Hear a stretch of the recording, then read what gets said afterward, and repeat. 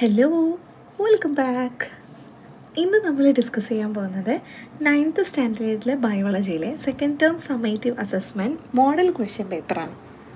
Okay, എല്ലാതും സെറ്റല്ലേ? നമുക്ക് സ്റ്റാർട്ട് ചെയ്താലോ?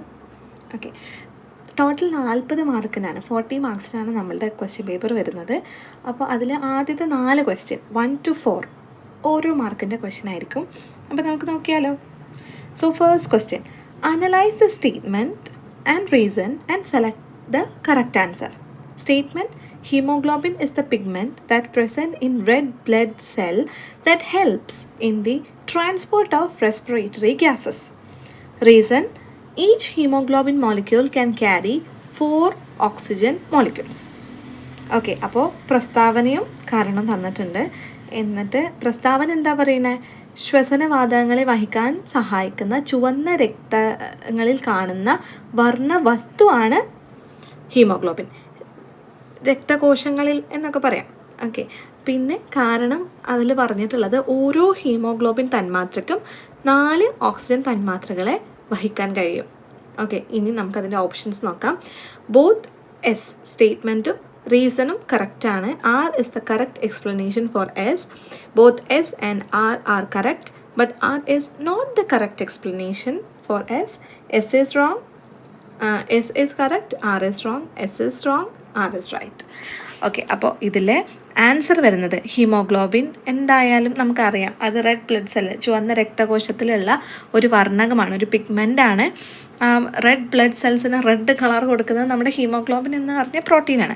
അതാണ് ഓക്സിജൻ്റെയും കാർബൺ ഡൈ ഓക്സൈഡിൻ്റെ ഒക്കെ സംവഹനത്തിന്, ട്രാൻസ്പോർട്ടേഷന് ഹെൽപ്പ് ചെയ്യുന്നു. സോ ഉത്തരം എ ആണ്. ആറും എസ്സും ശരിയാണ്. 6 എസിൻ്റെ ശരിയായ വിശദീകരണമാണ്.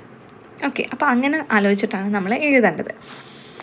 ആദ്യം ഏതൊക്കെയാണ് രണ്ടും കറക്റ്റാണോ എന്ന് നോക്കുക, എന്നിട്ട് 6 എസിൻ്റെ റീസൺ ആണോ നോക്കുക നമ്മുടെ ഓപ്ഷൻസിനനുസരിച്ച്.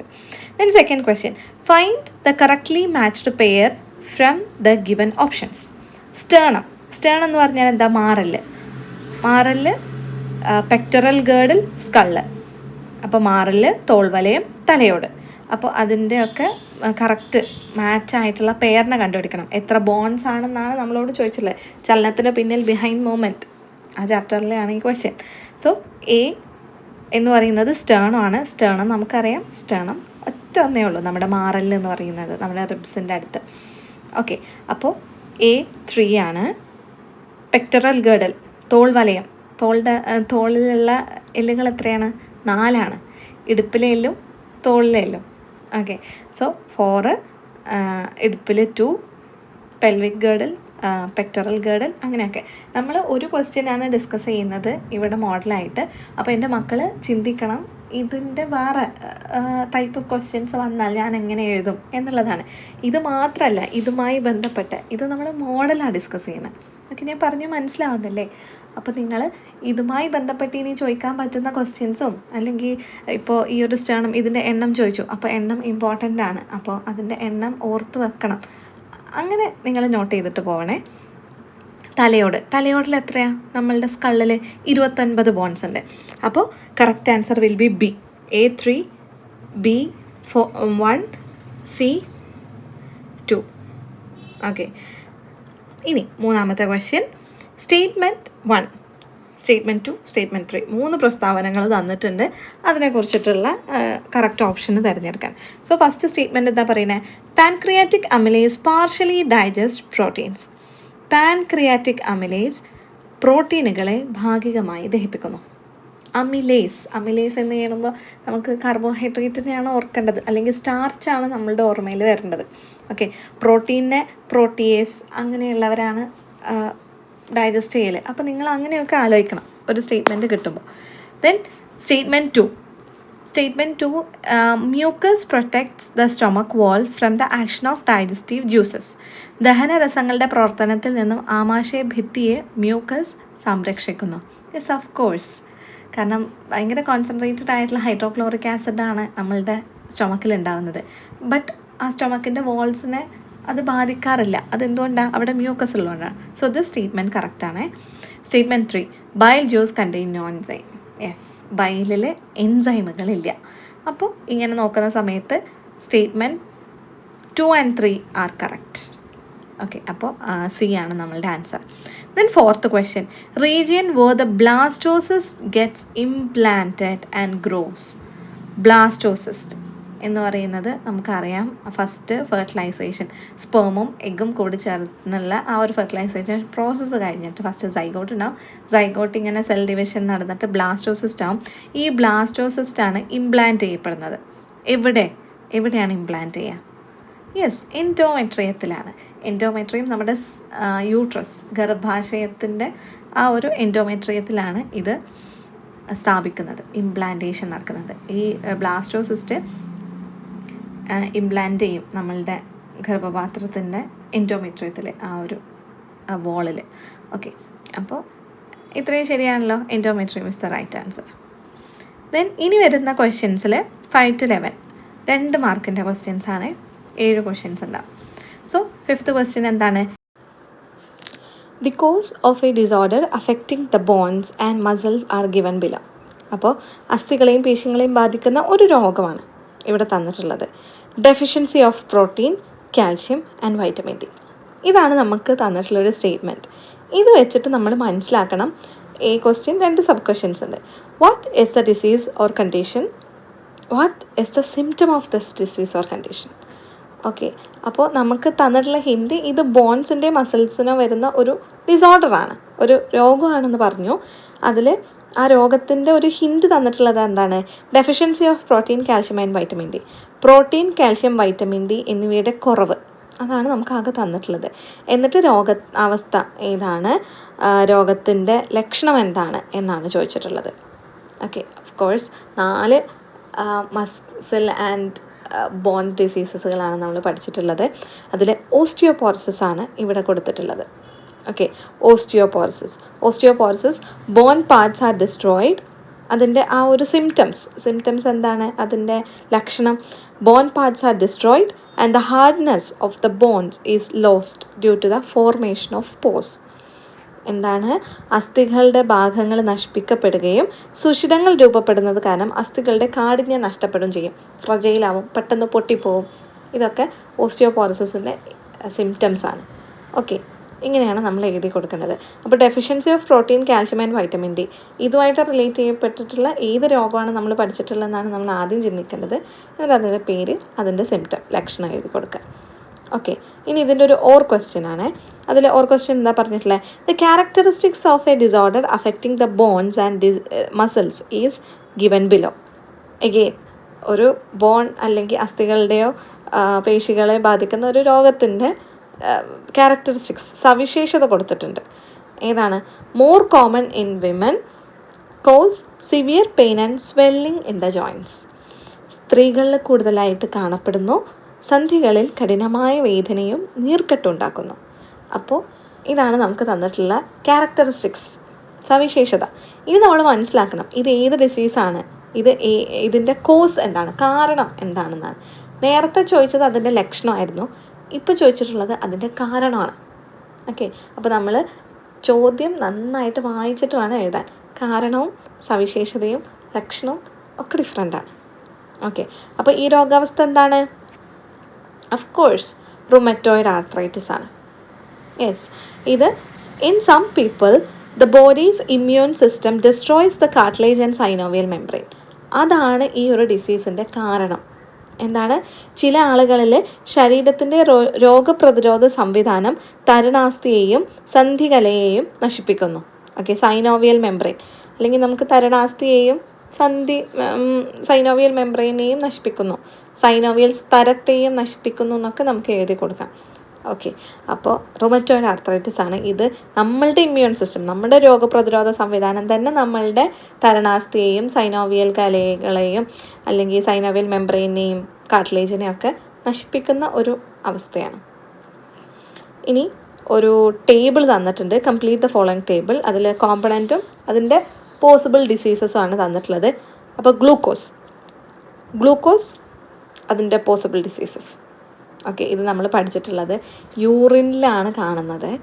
അപ്പോൾ യൂറിനിൽ ഗ്ലൂക്കോസ് കണ്ടാൽ അതിൻ്റെ പോസിബിൾ ഡിസീസസ് എന്താണ്, അങ്ങനെയാവും ക്വസ്റ്റ്യൻ ചോദിക്കുക.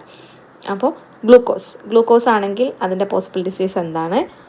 ആൽബുമിൻ ആണെങ്കിൽ അതിൻ്റെ പോസിബിൾ ഡിസീസസ് എന്താണ്? ജോണ്ടിസ് ആണെങ്കിൽ എന്ത് കോമ്പണൻ്റ് ആണ് കാണുക? ഡി. കിഡ്നി സ്റ്റോൺ ആണെങ്കിൽ ഏത് കോമ്പണൻ്റ് ആയിരിക്കും കാണുക? സോ മഞ്ഞപ്പിത്തം, വൃക്കയിലെ കല്ല്, ആൽബുമിൻ, ഗ്ലൂക്കോസ്, ഇതാണ് ABCD നമ്മൾ എഴുതണം. അപ്പോൾ എ എന്താണ്? ഗ്ലൂക്കോസ് ഉണ്ടെങ്കിൽ അത് ഡയബറ്റിസ് ആണ്. ആൽബുമിൻ ആണെങ്കിൽ കിഡ്നി ഡിസീസസ് ആണ്.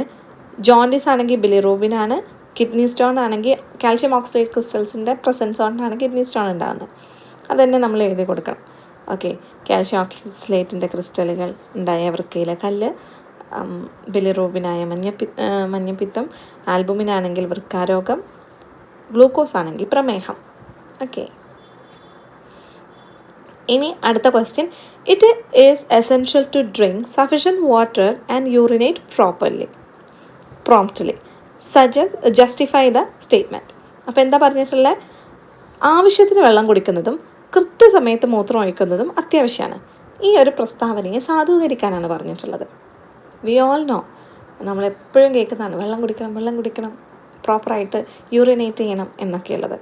ഓക്കെ, അപ്പോൾ എന്താണ് ഇതിൻ്റെ കാരണം? എന്താണ്? Urinating expels pathogen in the urinary tract.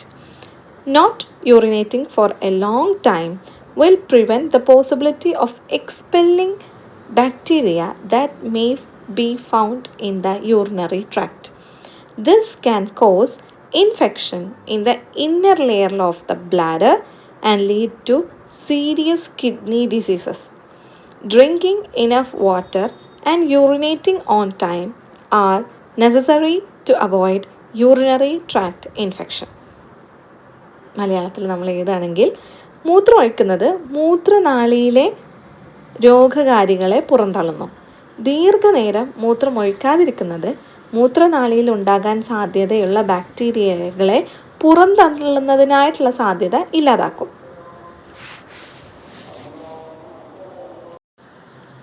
ഇത് മൂത്രസഞ്ചിയിലെ ആന്തരിക പാളിയിൽ അണുബാധ ഉണ്ടാക്കുകയും ഗുരുതരമായ വൃക്കരോഗങ്ങൾക്ക് കാരണമാവുകയും ചെയ്യാം.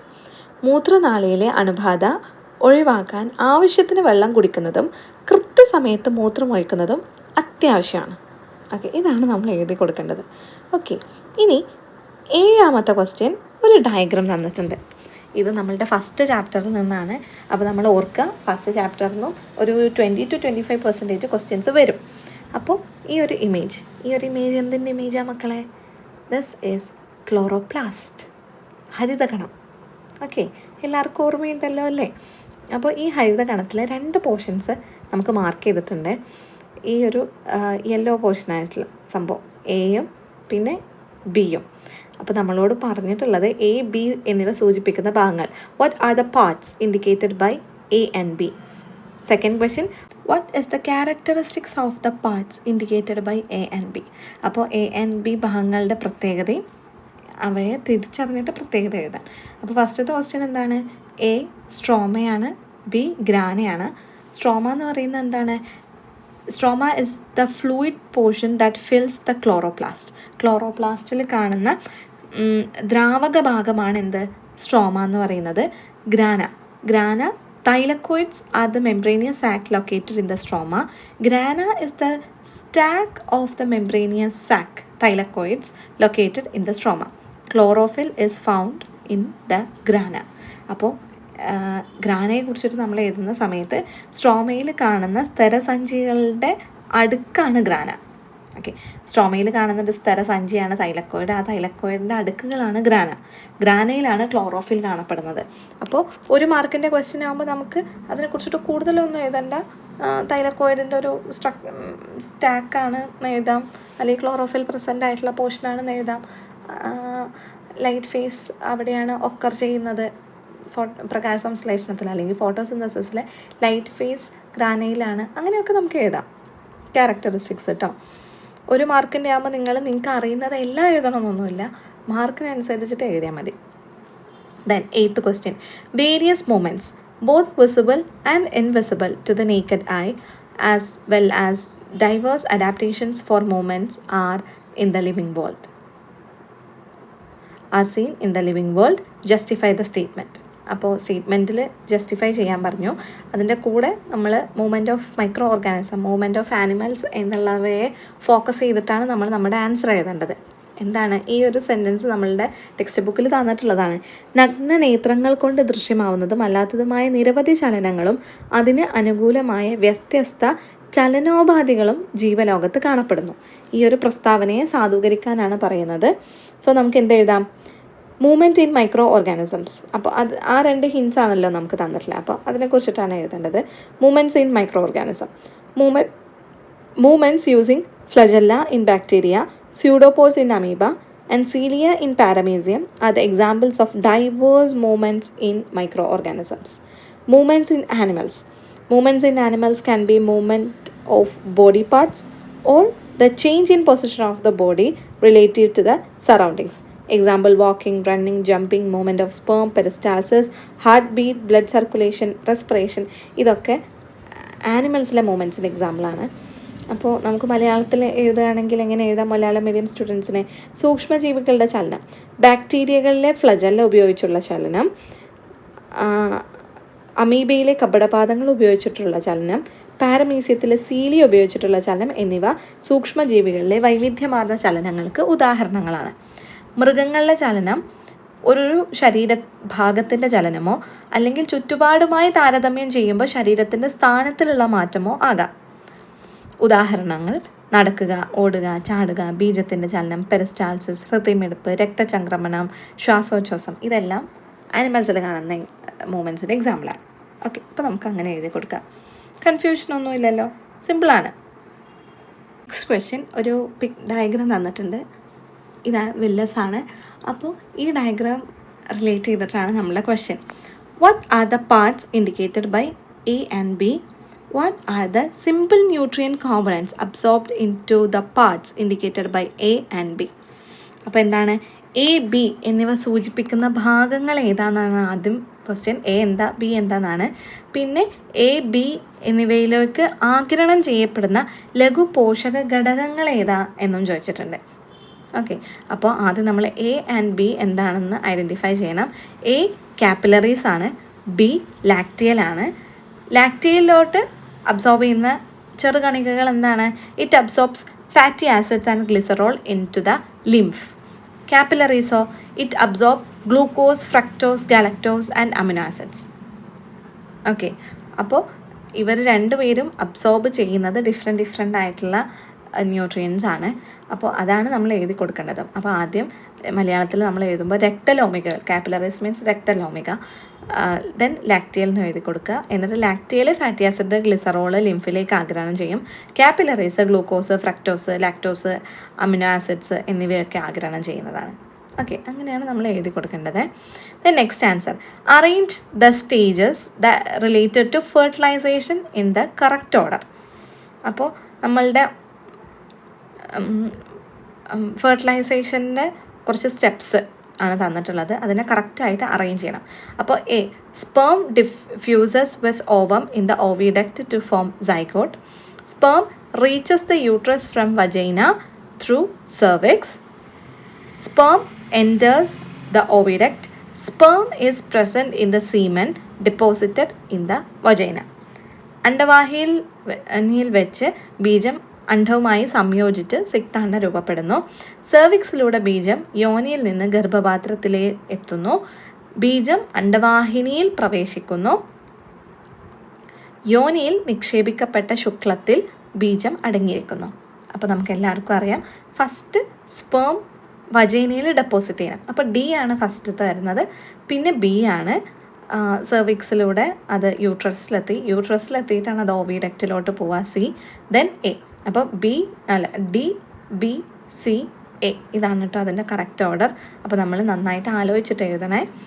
Then next question, again diagrams തന്നിട്ടുണ്ട്. So diagrams are very very important. 11th question, ഈ ഒരു ഫിഗർ ഒബ്സർവ് ചെയ്യണം. എന്നിട്ട് write the characteristics of the cell indicated in the figure. What are the parts indicated by A and B?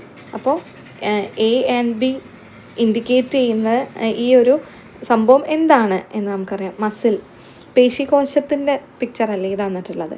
അപ്പോൾ അതിൽ behind movement, ചലനത്തിന് പിന്നിൽ എന്നുള്ള ചാപ്റ്ററിൽ നമ്മുടെ പേശികളുടെ പ്രവർത്തനം ആ ഭാഗത്താണ് നമ്മളിത് പഠിക്കുന്നത്.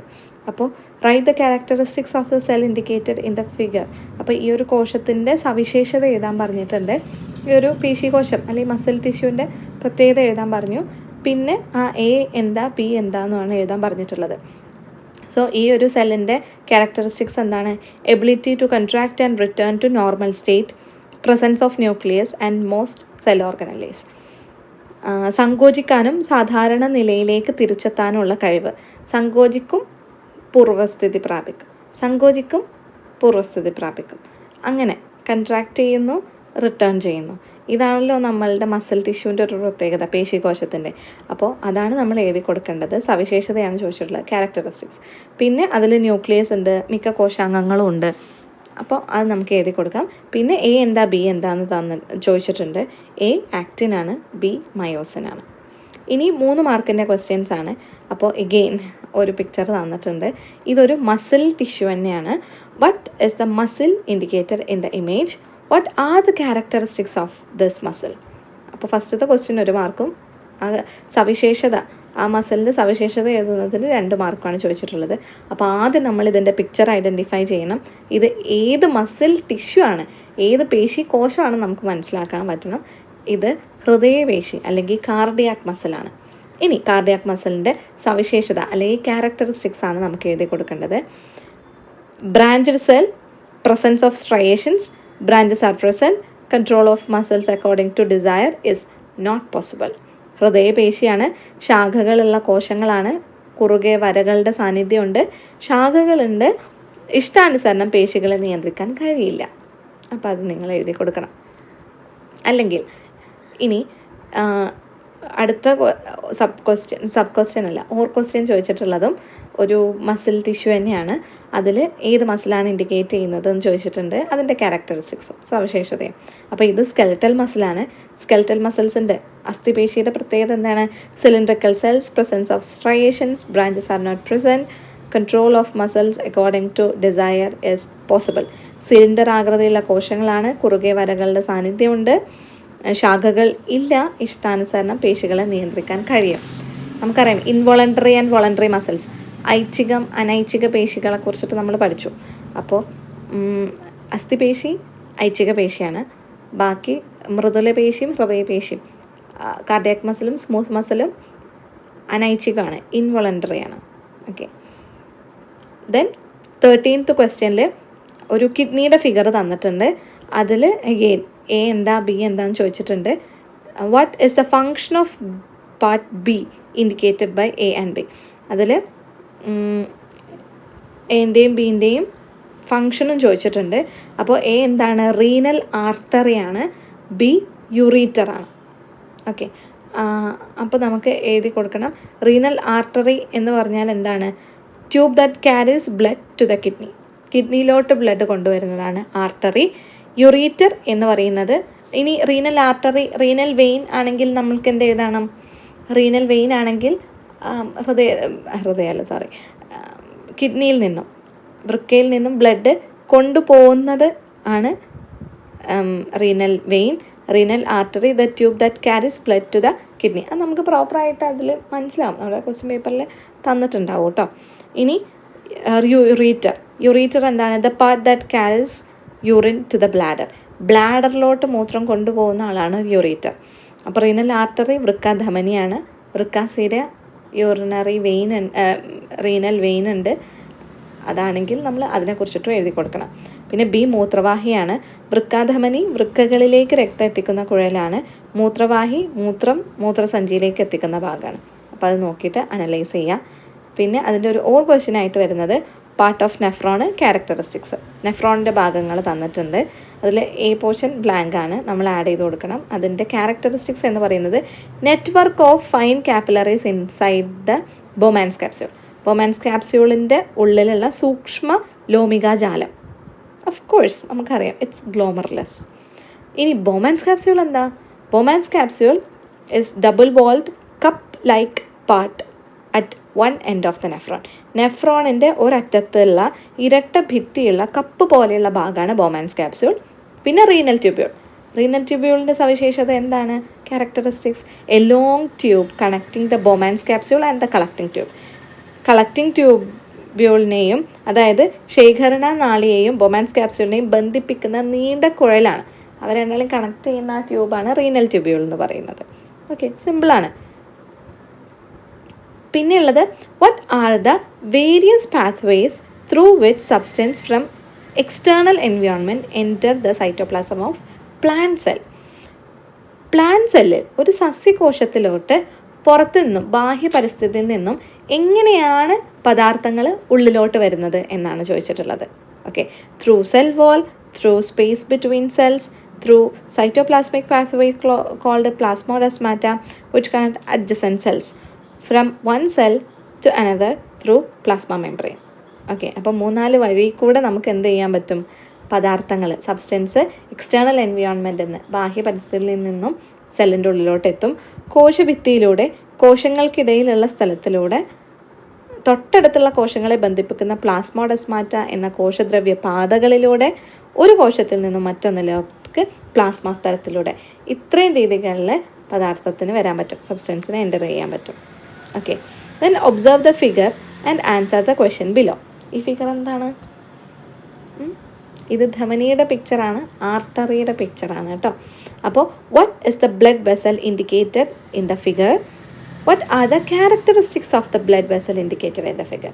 അപ്പോൾ ഫിഗറിൽ തന്നിട്ടുള്ളത് ആർട്ടറിയാണ്, ധമനിയാണ്. ധമനികളുടെ പ്രത്യേകത എന്താണ്?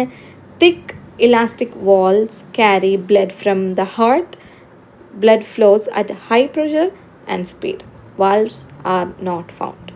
കട്ടി കൂടിയ ഇലാസ്തികതയുള്ള ഭിത്തി, അതുപോലെ തന്നെ ഹൃദയത്തിൽ നിന്നും രക്തം വഹിക്കുന്ന രക്തം ഉയർന്ന മർദ്ദത്തിലും വേഗത്തിലും ഒഴുകും. വാൾവുകൾ കാണപ്പെടുന്നില്ല. അപ്പോൾ ഇത് 2 മാർക്കിൻ്റെ ക്വസ്റ്റ്യൻ ആകുമ്പോൾ നിങ്ങൾക്ക് 4 പോയിൻറ്റ്സ് എഴുതിയാലും ഓക്കെയാണ്. അപ്പോൾ നമ്മൾക്ക് അറിയുന്ന രീതിയിൽ എഴുതി കൊടുക്കുക. കട്ടി കൂടിയതാണ്, ഇലാസ്തികതയുള്ള ഭിത്തിയാണ്, കട്ടി കൂടിയ ഭിത്തി, ഇലാസ്തികതയുള്ള ഭിത്തി, ഹൃദയത്തിൽ നിന്നും രക്തം വഹിക്കുന്നു, രക്തം ഉയർന്ന മർദ്ദത്തിലും വേഗതയിലും ഒഴുകുന്നു, വാൾവുകൾ കാണപ്പെടുന്നു. അപ്പോൾ ഇതിൽ നിന്ന് നിങ്ങൾക്ക് അപ്പോൾ ഓർമ്മ വരുന്നത് സെലക്ട് ചെയ്തിട്ട് എഴുതാം. അപ്പോൾ നമ്മൾ തന്നെ കണ്ടു, നമുക്ക് picture is very important. Diagram, flow chart, picture, ഇതൊക്കെ ഭയങ്കര ഇമ്പോർട്ടൻ്റ് ആട്ടോ. പിന്നെ 16ാമത്തെ question, redraw the figure, identify and mark the parts corresponding to the statement given below. അപ്പോൾ റീഡ്രോ ചെയ്യണം. ആ റീഡ്രോ ചെയ്യുന്നതിന് 1 മാർക്കുണ്ട്. ആ റീഡ്രോ ചെയ്തതിലാണ് നമ്മൾ ബാക്കി ലേബൽ ചെയ്ത് കൊടുക്കേണ്ടത്. The part that connects 2 bones together, 2 അസ്ഥികളെയും തമ്മിൽ ബന്ധിപ്പിക്കുന്ന ഭാഗത്തിന് ചോദിച്ചിട്ടുണ്ട്. And the part that helps in the smooth movement of bone, അസ്ഥികളുടെ സുഗമമായ ചലനത്തിന് സഹായിക്കുന്ന ഭാഗം ഇതൊക്കെയാണ്. ഇത് രണ്ടുമാണ് നമ്മൾ ഐഡൻറ്റിഫൈ ചെയ്ത് കൊടുക്കേണ്ടത്. അപ്പോൾ നമ്മൾ ആദ്യം നമ്മുടെ ഈ ഒരു ജോയിൻസിൻ്റെ പിക്ചർ വരക്കുന്നു. എന്നിട്ട് നമ്മൾ ആദ്യം ലിഗമെൻറ്റ് അടയാളപ്പെടുത്തണം, ദെൻ ക്യാപ്സ്യൂളിനെ അടയാളപ്പെടുത്തണം. പിന്നെ 17ാമത്തെ question, categorise the following statement appropriately. അതായത് ഒരു 6 സ്റ്റേറ്റ്മെൻറ്റ് കൊടുത്തിട്ടുണ്ട്. Occurs in cytoplasm, oxygen is required, pyruvic acid is converted into carbon dioxide and water, 2 ATP molecules are obtained, occurs in mitochondria, glucose is converted into pyruvic acid. ഇതെന്തായിരിക്കും? ഗ്ലൈക്കോളിസിൻ്റെയും Krebs സൈക്കിളിൻ്റെയും steps mix ചെയ്തിട്ട് തന്നിട്ടുണ്ട്. എന്നിട്ട് ഇതിനെ നമ്മൾ 2 ടേബിളായിട്ട് തിരിച്ചിട്ട് glycolysis എന്താ, ക്രബ് സൈക്കിൾ എന്താണെന്ന് എഴുതി കൊടുക്കണം.